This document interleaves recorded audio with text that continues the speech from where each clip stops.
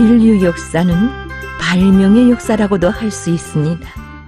세계를 발전시키고 우리의 생활을 변화시킨 수많은 발명품들은 그 하나하나가 다 자기의 발명 역사를 가지고 있습니다.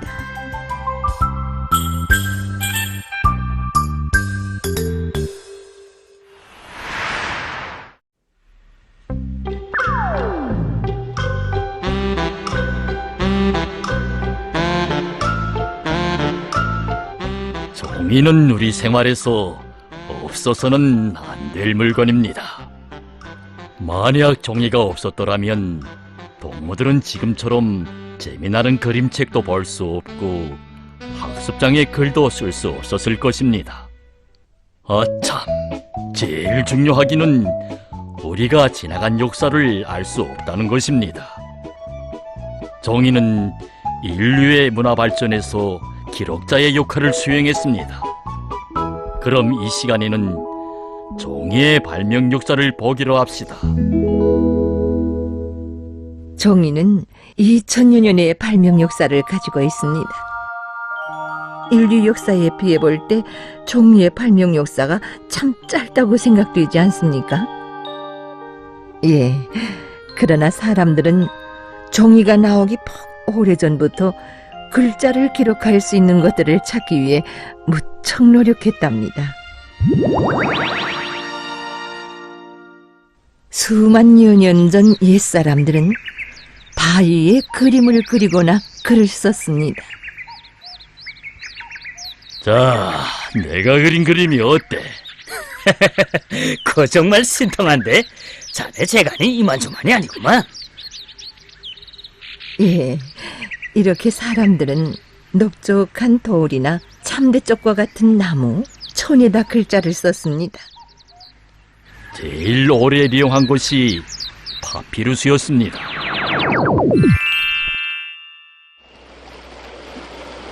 기원전 2400년경 에집트 사람들은 닐강 유역에서 널리 자라는 갈과 비슷한 식물인 파피루스로 종이를 대신했습니다. 껍질을 벗긴 파피루스를 여러 겹으로 엮은 다음 망치로 두드려 납작하게 펴서 만들고 거기다 글을 썼답니다. 쓰기가 좀 불편해요. 그래도 사람들은 오랜 기간 써왔어요.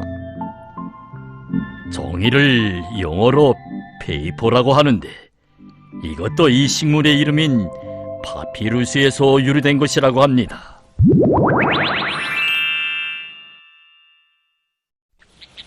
기원전 2000년 고대 바빌로니아에서는 진흙판에 글을 썼습니다. 이건 잘 익은 진흙으로 만든 판이라네. 여기에다 글을 새겼지. 가만, 이걸 기와장처럼 불에 구워서 묶으면 책을 만들 수 있지 않을까? 당시 바빌로니아에서는 불에 구운 진흙판으로 만든 책을 보관하는 도서관까지 있었습니다. 그 나무 껍질을 벗기고 거기다 글을 쓰면 더 쉬울 텐데. 난 여기다 글을 써보겠네. 인디아에서는 나무 껍질에 글을 기록했고 동방의 많은 나라들에서는 참대나 놀판자의 글을 기록했습니다. 그러나 이런 것들은 쓰기도 불편했고 가지고 다니기는커녕 건사하기도 참 고지정스러웠답니다. 마침내 종이의 발명으로 해서 사람들은 더는 이런 불편을 느끼지 않게 되었습니다.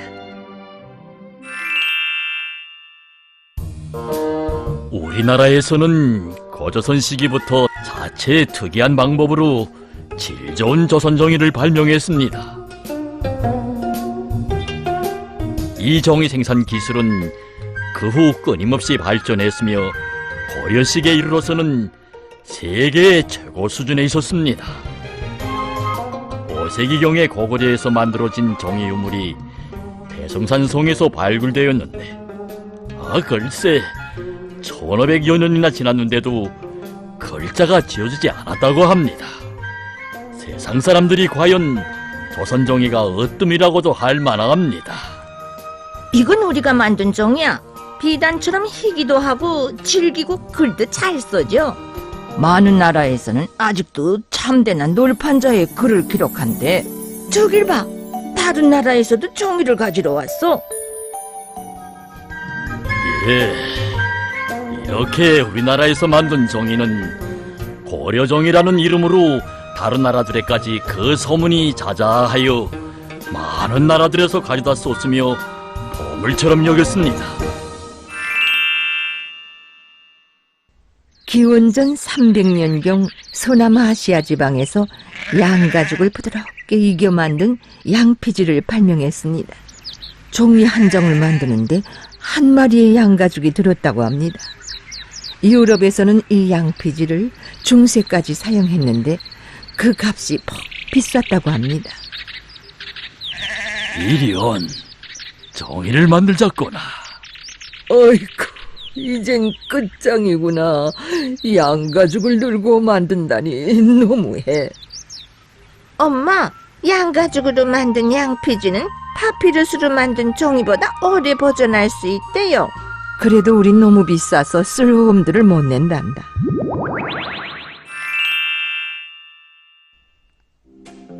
백오년에 중국의 재륜이라는 사람이 채오지라는 종이를 발명했습니다. 어떻게 채오지를 만든다오? 먼저 이렇게 낡은 천이나 짚을 망에 갈아야 해. 그 다음 그걸 물에 푼 다음 채로 받아서 말리우면 종이가 되지. 그래도 아직 조선종이만큼은 매끈하질 못해. 이렇게 만들어지기 시작한 종이는 기나긴 역사적 여정을 거쳐 여러 나라들에 전파 보급되었고, 그 방법이 끊임없이 발전되어 소박한 수공업으로부터 오늘의 현대적 공업으로 발전했습니다. 610년 고구려 시기 중이었던 담징이 일본에 종이 만드는 방법을 전파시켰습니다. 그는 발전된 고구려의 기술 문화에 기초하여 종이와 목을 만드는 기술을 일본 사람들에게 가르쳤습니다. 일본의 종이 생산은 이때부터 시작되어 오늘의 일본 종이인 화지에로 발전했습니다. 그 후 종이 생산 기술은 12세기경에 이르러 유럽에까지 퍼져갔습니다. 1150년대 예습바나에서 동방의 종이 만드는 방법을 받아들여 고포지를 발명했습니다. 고포진 낡은 천을 부스러뜨려 만든다네. 이제야 불쌍한 양들이 화를 면하게 됐군요. 1600년대 네덜란드에서 고해기를 발명했습니다. 고해기의 발명은 현대 종이공업의 시초로 되었습니다. 고해기가 발명되어 낡은 천을 쥐찍고 물에 푸는 힘겨운 일이 기계화되었습니다. 수차를 돌려 나무망치를 움직여 낡은 천을 부스러뜨리게 되었습니다. 그래서 종이공장들은 수력을 이용하기 위해 주로 강변에 세워졌습니다. 1844년에 카나다의 벌목공이 나무로 종이를 만들었습니다. 그는 목재로 쓰이지 않는 잔가지들로 종이를 만들었습니다. 이때부터 종이는 나무 또는 나달집, 갈 등을 기계적 및 화학적으로 처리한 팔프로 생산하게 되었습니다. 팔프는 종이를 만들 수 있는 증간 제품으로서 식물성 원료를 화학적 또는 기계적으로 처리하여 얻은 섬유를 말합니다. 고해기와 함께 팔프의 발명은 수공업적 기술에 우고하던 종이공업의 면모를 일신시켜 이를 현대공업으로 발전시키는 기본 토대로 되었습니다. 1884년 도이칠란드에서 그라프트 종이가 발명되었습니다. 생산비가 높고 매우 질기므로 포장지로 널리 쓰이고 있습니다. 어휴, 이렇게 무거운 걸 종이로 포장하다니 참 놀라운걸. 그라프트 종이는 주로 흔한 넓은잎 나무를 화학적으로 처리하여 만듭니다. 1890년에 두꺼운 판종이로 지함을 만들었습니다. 상품 포장에 아주 쓸모있는 지함을 만드는 데는 질이 낮은 종이 원료들과 바지도 다 이용할 수 있었습니다. 상품을 포장하는데 제격이지. 그뿐인 줄 아나? 색표지나 종이 그릇도 만들었어. 1960년대 각종 고급한 인쇄용 종이가 출현했습니다. 그것이 바로 종이 겉면이 희고 매끈한 모조지, 모조지에 도포충을 씌워 광택을 낸 아트지, 파지를 재생하여 만든 갱지였습니다. 종이가 희니 글이 한 줄 잘 보이는군. 색깔이 고우니 그림책이 더 재미있어요.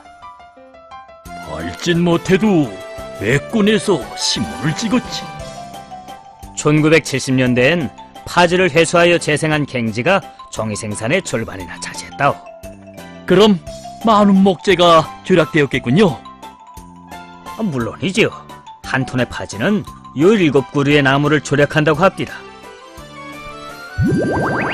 폴리프로필렌이나 폴리어마 비닐로 만든 제2의 종이인 합성 섬유 종이도 발명되었습니다.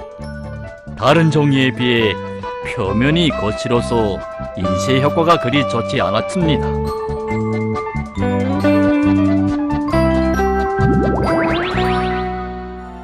폴리에틸렌, 폴리스티롤, 폴리요마비닐과 같이 쉽게 방막을 만들 수 있는 합성수지로 만든 제3의 종이인 합성수지 종이도 발명되었습니다. 아트지처럼 화보를 찍는 고급 종이래요. 종이 그릇이나 주머니, 봉투도 만들 수 있어 포장 종이로도 그 전망이 크단다. 이렇게 종이는 과학과 문화의 발전에 큰 몫을 하였습니다. 그럼 만화로 보는 발명의 역사 다음 시간을 또 기다려 주십시오.